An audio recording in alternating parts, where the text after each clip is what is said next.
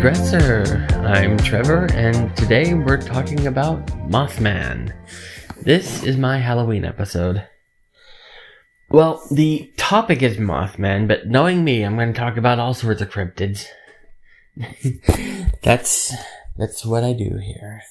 I digress. It's kind of the name of the show. So, to prepare for this episode, I actually watched a documentary. It's one of my favorite documentaries. It's actually because I watched this documentary to prepare for the show. I wasn't sure if this was going to be a Casablanca episode or a Digressor episode. But yeah, I decided to make this a Digressor episode. I knew at one of the shows for Halloween I was going to talk about Mothman. But anyway,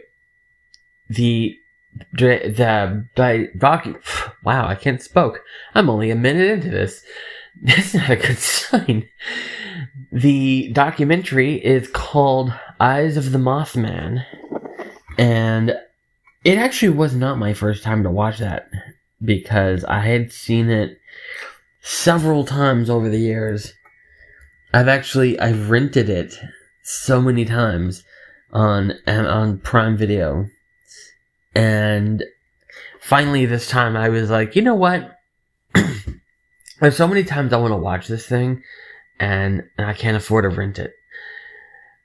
I went ahead and bought it. I mean, I rented it so much. Why not just buy it? I spent so much renting it, I might as well have bought it already. Anyways, it's written and directed by Matthew J. Pelosky. According to the search result, it says stars Mothman, Richard Pate, I think he's the narrator, John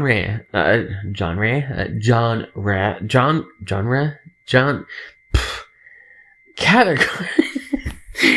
Okay, it's one of those words that I see spelled everywhere, and I don't see it heard. I don't see it spoken. Don't hear it spoken.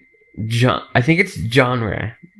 It is a documentary, which, obviously. So, I actually consider this to be one of the best documentaries.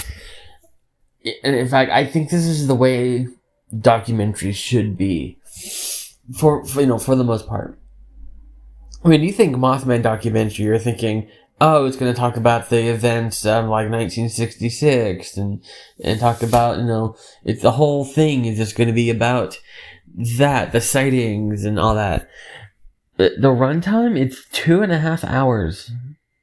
So they don't spend 2.5 hours talking about, the teenagers that saw the Mothman. No, actually, it's less of a Mothman documentary than it is a Point Pleasant documentary. It's still labeled and considered a Mothman documentary because, it's in the name. They do talk about it. But everything they talk about comes back to Mothman. It's either about Mothman, leads to Mothman, or is related to it in some way. It starts off back in 1777 with, I believe the name was Chief Cornstalk. I want to make sure that was right, because I don't want to get the name wrong. Where is... Oh, IMDb. IMDb should definitely have it, because there was dramatizations, and so that means there's an actor that played the chief. Top cast, Mothman, self. Wow. Okay. I'm scrolling to find... Wait. Oh, all cast and crew. Haha. I did not make notes on this. Wait, rest of the cast listed alphabetically. Oh, yeah, Chief Cornstalk. There we go. Played by Danny S. Cutler. So, the story of him, the documentary spends about 20 minutes telling his story, and it's a really interesting story. I highly recommend watching it. But in regards to Mothman, I'm only going to talk about how that ties into it. So, the way he dies... Well, I'm cutting right to the end. If you wanted to hear a story, you already know the end. So, it's kind of messed up how he dies. He's this great, great leader, and he's, very well known and all that. He was basically asked to go to this fort under the guise of making a peace treaty with the settlers there, because because that time, what was going on, and he wanted to make a peace treaty with them so that they could live peacefully, because he doesn't want to fight a war. And so he goes there thinking they're going to start a peace treaty, and he is shot and killed. And same with his son. His son came with him, and his son was also shot and killed. Actually, I don't think his son was shot. I think his son probably had it worse. I think he took an axe to the head or something. It was messed up. However they died, it shouldn't have been killed in this. They were murdered.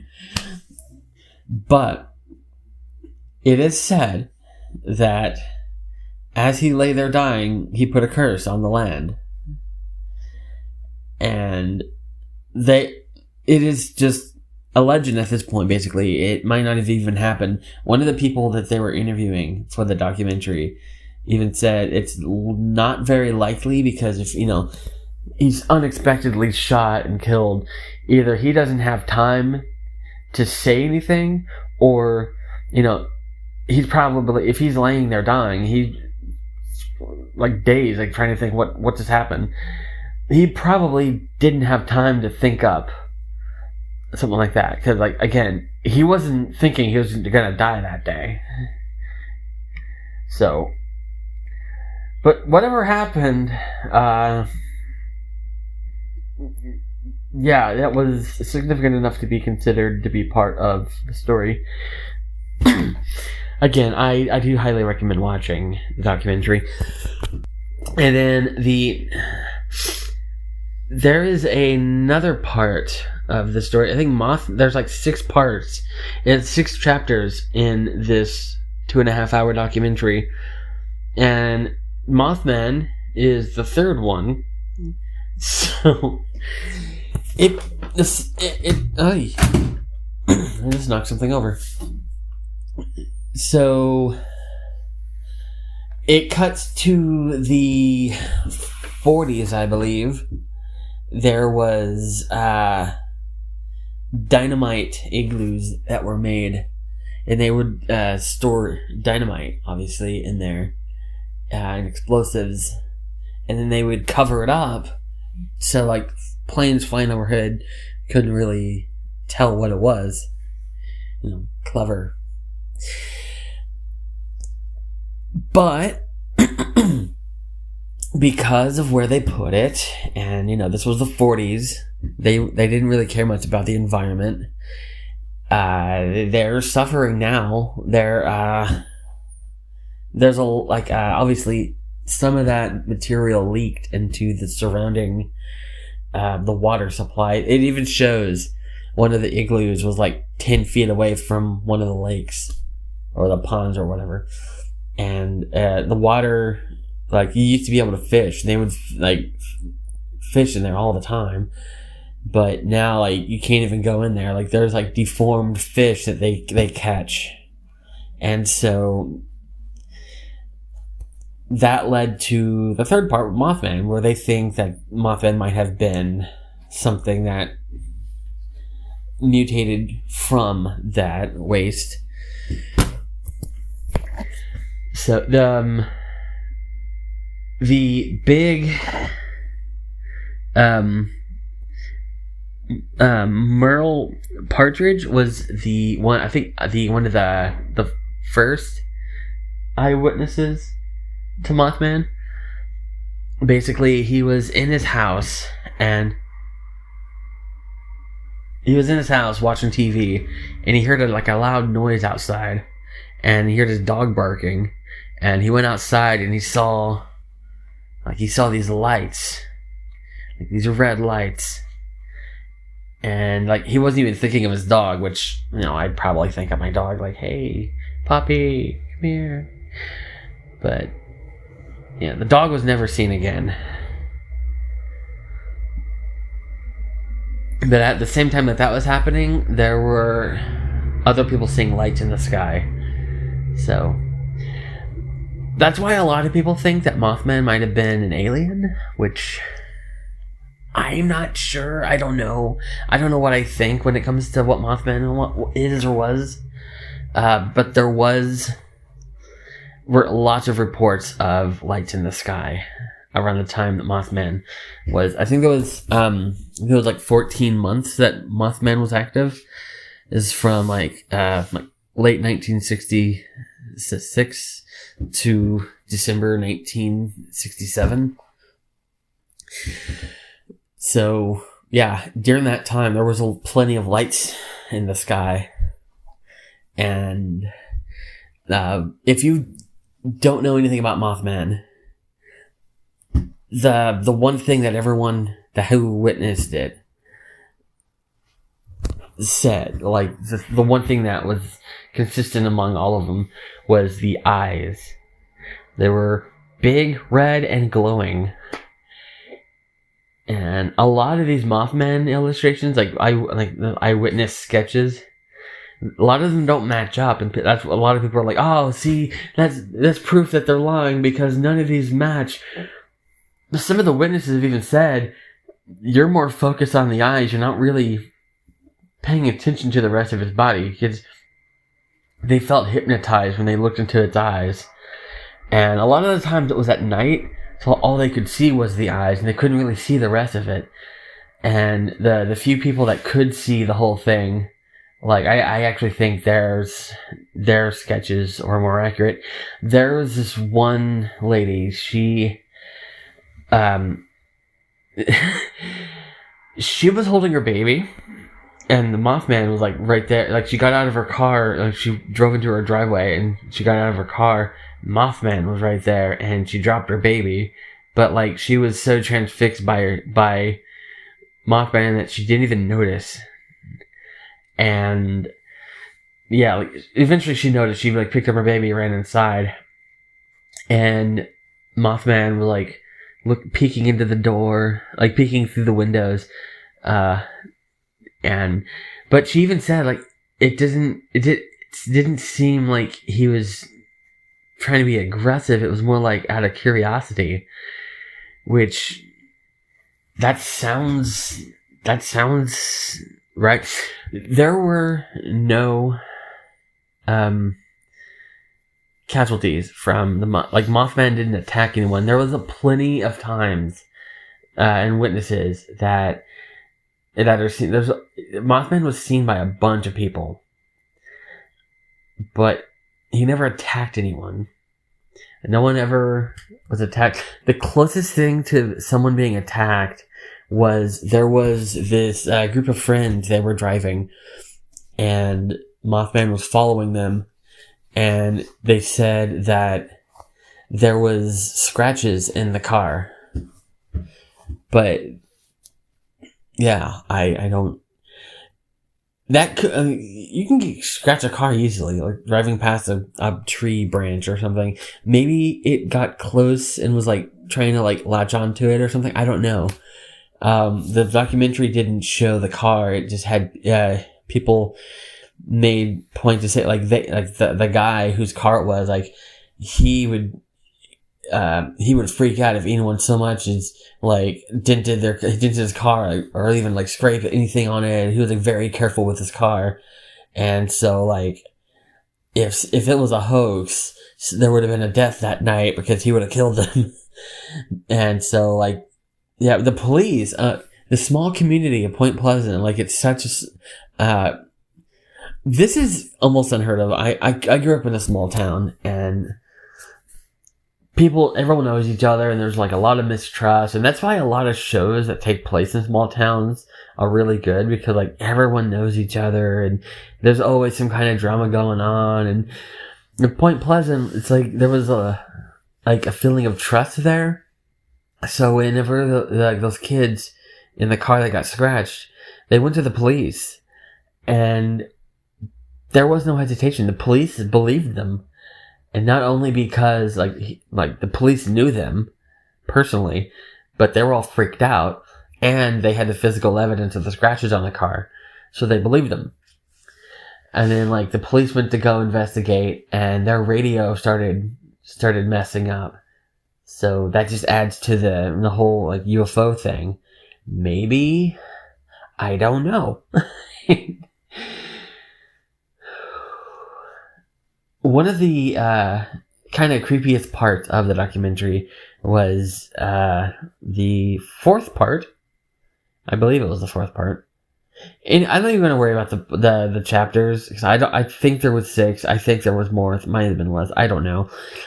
There was the chapter on the Men in Black, which I do believe there are the Men in Black, not the Will Smith movie one, like the actual Men in Black, which the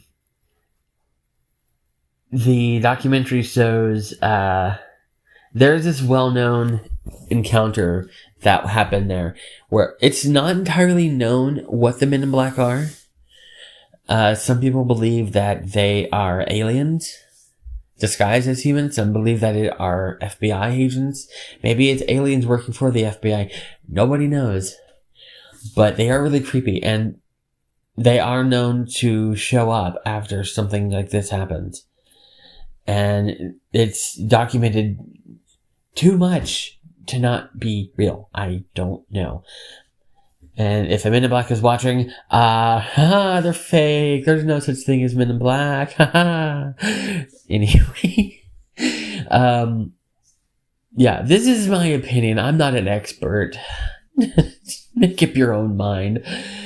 But the most well-known encounter in Point Pleasant during that time with the Men in Black, this lady, there was an office. She was like a receptionist, and this guy, one of the Men in Black, walked up, and like she described it as like he glided up to the counter, and they show like the representation they did in the documentary of this story, because I'd heard the story before, and obviously I've seen this documentary 100 times, or at least 6. But like to get ready for this, I've listened to a couple of podcasts, and I hadn't seen this documentary in a couple of years, so I'd forgotten a lot of things. When they described this moment, both podcasts described this moment as, and she described it as he glided up to the counter, and they show this in the documentary. They have like the actor like glide up to the counter with like this, and the way she described it, like with this smile on his face, like the way he looked, like it looked like he was wearing like a Beatles wig, and he was speaking as if he'd never spoken before. And like he didn't really grasp English too well or whatever. And he asked for a pen, and was like fascinated by this pen. And like they show like, like a dramatization, obviously, because there weren't cameras back then, or there were, but there weren't like security cameras everywhere. And it was really creepy. And it showed, I'm going to see the name of one of the chapters was about one specific person. Indrid Cold was the name of apparently an alien, like a person who, like an alien described as a human, that this one person, only one person, had seen. And it was,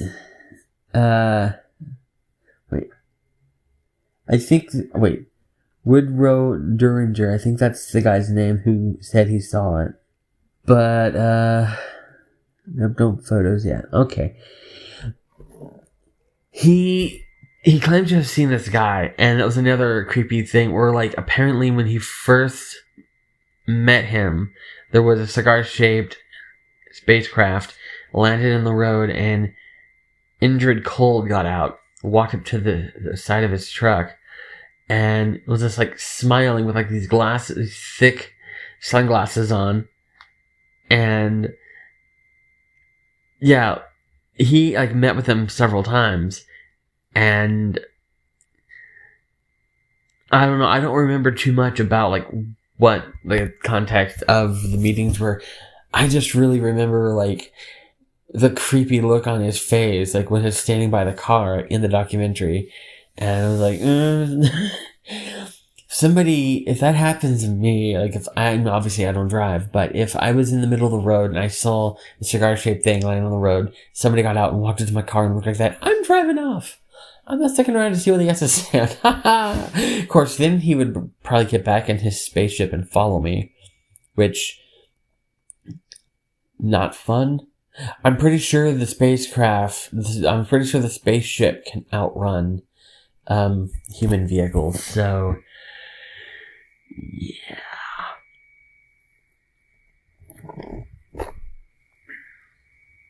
But yeah, the appearance of Mothman kept happening over the course of basically 1967. And the last time that it was seen was, let me see the date here. Let me look at Mothman. I need to find the specific date, because I want to get this right. This is an important date. There we go, Mothman Wikipedia. It was a very, very big date. Where is December 15th, 1967. The, leading outside of Point Pleasant into Ohio. It was from Point Pleasant, West Virginia into Ohio, I believe. There was a bridge called the Silver Bridge, and it was a bridge that was silver, obviously. And on December 15th, 1967, Mothman was seen by a lot of people on the bridge. And, it was Christmas. It was nearing Christmas time. And so a lot of people were out like Christmas shopping. And the bridge had a lot of cars on it. And there was a traffic light at the end of the bridge. It's supposed to handle the traffic so that you're not just sitting on the bridge for a long time. But that traffic light was like glitching out in that moment. And when that bridge was built, it was built it was 1928. The documentary says that when the bridge was built, it was, built to withstand the weight of Model T Fords. And by the late 60s, you had these big cars that weighed 3 or 4 times more than a Model T. So now you've got this traffic light messing up. There's cars are on the bridge for long periods of time. And the locals had already referred to the bridge as the rickety old bridge. There's someone they interviewed that said, we always called that the rickety old bridge. And you probably know where this is going. The bridge collapsed. 46 people died, which someone they interviewed on the documentary even says that might not sound like a big number, but when you consider this is a city of like 2,000 people where everybody knows each other, everybody was affected by this. And one of the people they interviewed was like, there was this girl in my class, I didn't know her, never talked to her, but for the rest of the year there was an empty desk, which, yeah, I can imagine that was very traumatic. But that was the last time that anyone saw Mothman in Point Pleasant.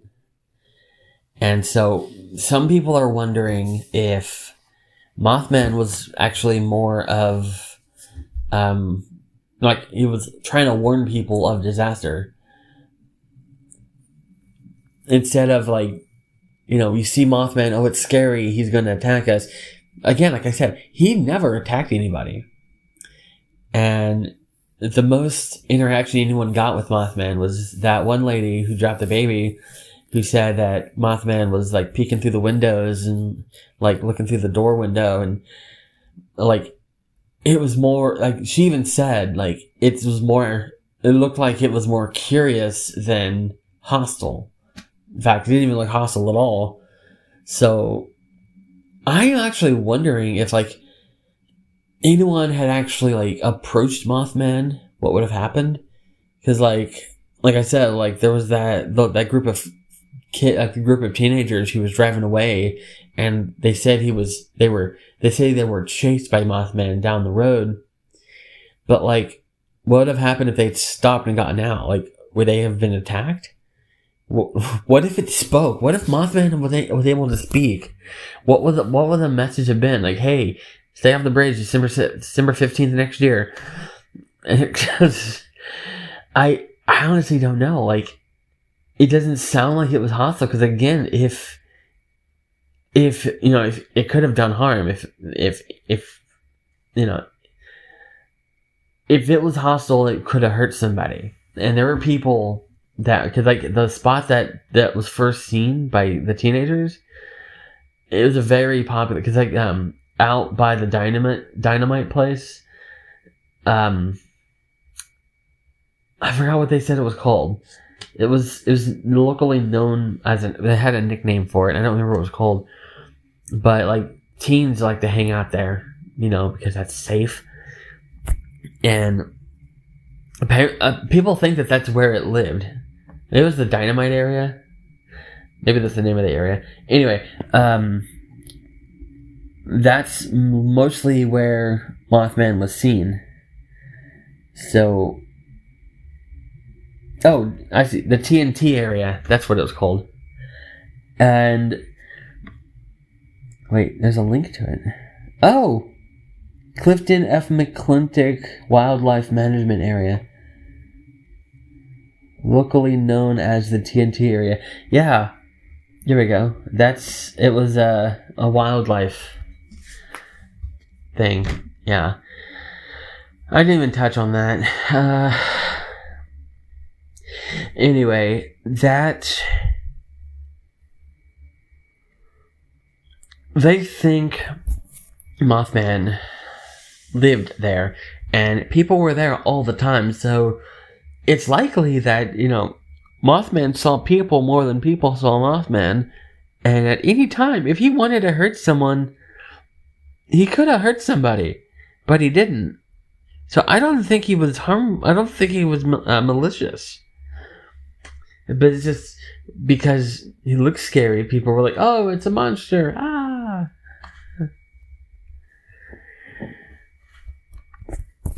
But that's just my theory. A game theory. Actually, that's a crypto theory. Okay, whatever. Crypto?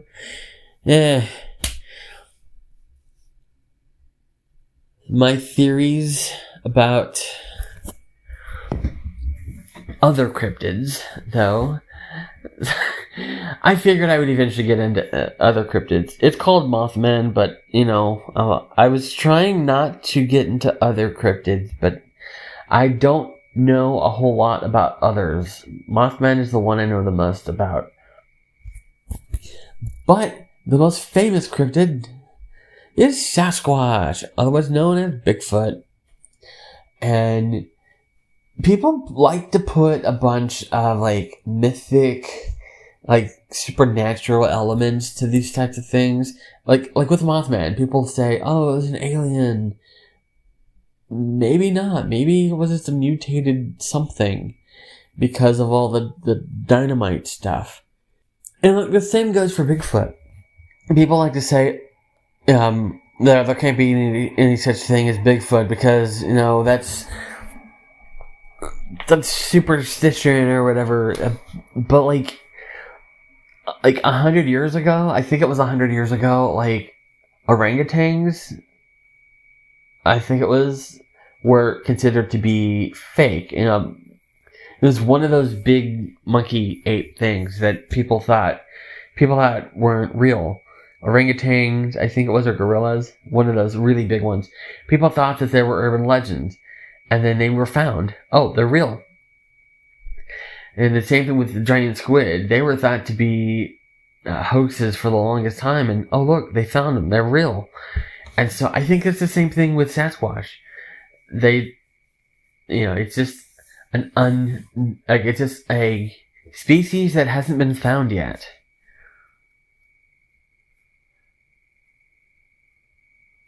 That's my theory on that. And another one would be, Yeti. Okay, so with Sasquatch, people, it's mostly in, like, Washington and Oregon. And there's been countless people that, like, scoured that area. They're like, why haven't you found Sasquatch yet? It's a big area, and it could hide. But Yeti in the Himalayas, that is astronomically bigger and far less explored. And not from lack of trying, it is a very dangerous place to explore. So there could be anything there. Like, Yeti could just be, scratching the surface. We don't even know what's out there. So, do I think Yeti's real? Yes, I do.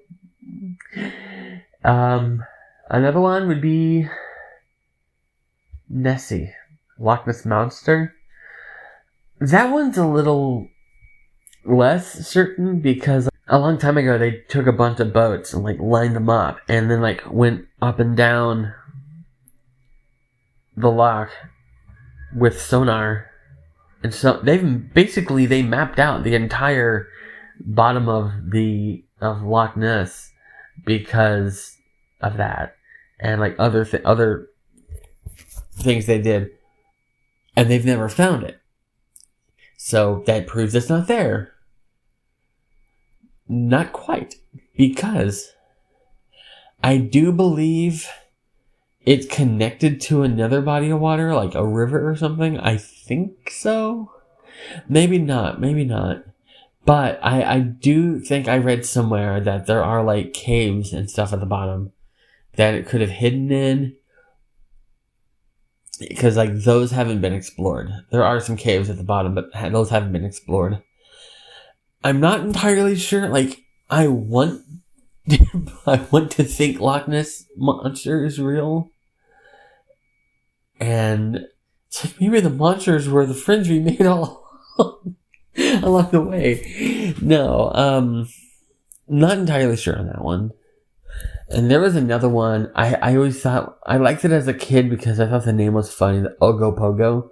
I don't remember where that was. I can actually look real fast. I've got the internet at my fingertips on my laptop. There we go. Ogopogo. It is in Canada. Wait. Did I think I said it right. Canada. Okay. My sister lives in Canada, and so I say Canada a lot, but I always accidentally say Canada, and I don't even know what's the real anymore. Like, is it Canada? It's like my sister lives in Canada. But yeah, Ogopogo is in Okanagan Lake in British Columbia. I don't know. I don't know anything about it. I just know that I heard it as a kid and I laughed. And I liked it ever since. Kind of another one. I kind of touched on it. There's the Kraken. It is believed that the Kraken of legend is actually the giant squid. So, actually, there's a lot of sea monsters from back then that a lot of people think is actually just a giant squid. Or, like the giant whale. Of course, I could do an entire episode on monsters of the deep. Because we know more about space than we do our own oceans. That's a cliche line. But it is true. Like, I've always been kind of fascinated by the sea. But there's just not a lot known about it. Because we can only go down so far. I think James Cameron has gone down further. And what's funny is he's best known for being a film director, but I at this point I'm pretty sure he only makes movies to fund his deep sea expeditions, because I can guarantee you that's why he made Titanic, because he's been down there to see Titanic more than anybody else. And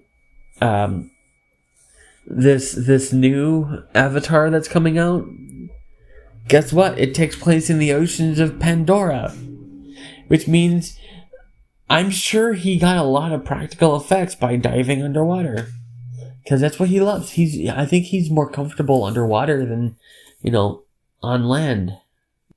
What would be the perfect movie for him? 20,000 Leagues Under the Sea. He can have his own Nautilus. That would be amazing. I want to see a James Cameron directed 20,000 Leagues Under the Sea. Wait, when's the last time it was made? Because I know Disney made the most famous one. I read the book like 100 times as a kid. And then I was like, they should make that into a movie like Disney did a long, long time ago. Oh! And I saw it and it was okay. Oh wait, adaptations and variations? Let's see. Adaptations of 20,000 Leagues Under the Sea? Audio? No. Stage? No, stage.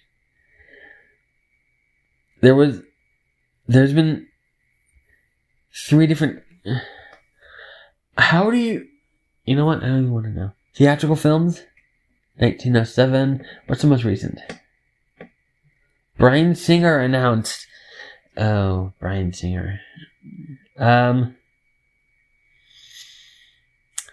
He announced that in 2015, but I have a feeling he's not gonna make it because his name isn't exactly liked anymore.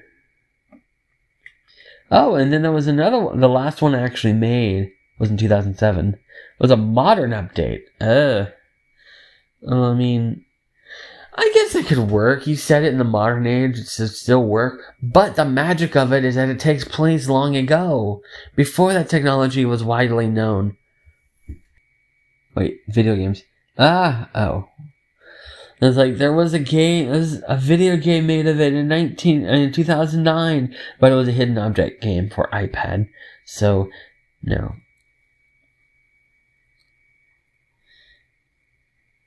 Oh, there's been 3 games, and one's a hidden object game for iPad. One is a full motion video game, and the other one was a point and click from '88.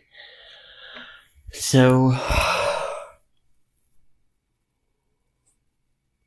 yeah, we need a new 20,000 Leagues Under the Sea. I have gotten off on topic. I knew I was going to get off on topic when talking about cryptids. But now I'm not even talking about cryptids.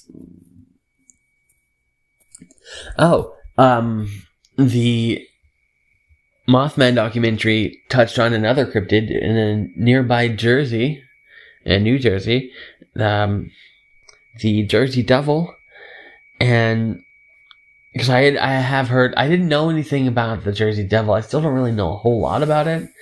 And I had seen some people saying maybe Mothman is just the Jersey Devils, in a different spot. But they showed they showed like a sketch and a diagram. They showed a sketch of the Jersey Devil, and it doesn't even come close. It's like the head of a dog with a long neck with like, it does have wings, but it has like duck feet. No, it doesn't even. The only thing it has in common are the wings. So, probably not the same thing. But there are all sorts of creepy things out there that we just don't know. There's a creepy video, a really creepy video that I saw long ago. I could probably find it. I will put it in the show notes. And I'll put it on the website too. It was in, I think, the sewers of one of the catacombs of Paris, and they were like walking, and you see this creature would peek around the corner, and then duck back behind the corner, and like slowly comes back out. And it takes a couple steps, and the camera moves towards the creature, and it ducks back. So it looked timid, like it was afraid of the camera.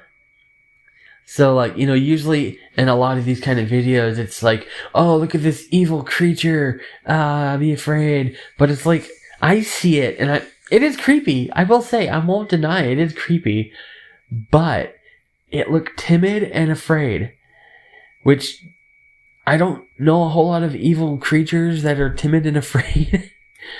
So, I don't know what it was. I've seen it a bunch of times. But, yeah, that is not...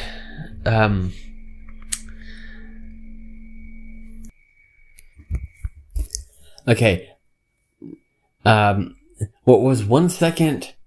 for you was actually a few minutes. Well, I actually looked for the video. Yeah, it is really creepy. I already said that. But yeah, I will put the link to the video on the website and in the show notes. Yeah, I'll put a bunch of links to, I will put a link to the documentary for the Mothman, the Eyes of the Mothman. But yeah, going back to Mothman real fast, before I end this, I said that was the last time Point Pleasant saw Mothman, but there's supposedly sightings of Mothman around the world, and kind of going with what I was saying about supposedly Mothman being someone who, something that warns about tragic events. Supposedly, Mothman has been seen before tragic events, such as it was seen in New York shortly before 9/11, and it was seen in different scenarios before the thing happened. I don't have the best memory. I do highly recommend watching that, because it is better than me talking about what I remembered, and I don't really remember that good. But anyway, this was my Halloween episode of this podcast. I will say that I didn't really do a Halloween episode last year, I don't believe. So, yeah, I didn't really do a Halloween episode last year. And then the year before, 2020, I did a series of Halloween episodes. So, yeah, because I did my personal ghost stories, which maybe next year I will do another one. because I have had more things happen, but I'm gonna wait on that. So I made a mistake doing them all at once in my first year. I should have like spread them out. So like every year I've got another Halloween. Like, here's some more ghost stories for my personal life story. I don't know if that's a way to word that, but anyway, that is where I'm going to end this episode. Until next week, or no, until next time. Have a good.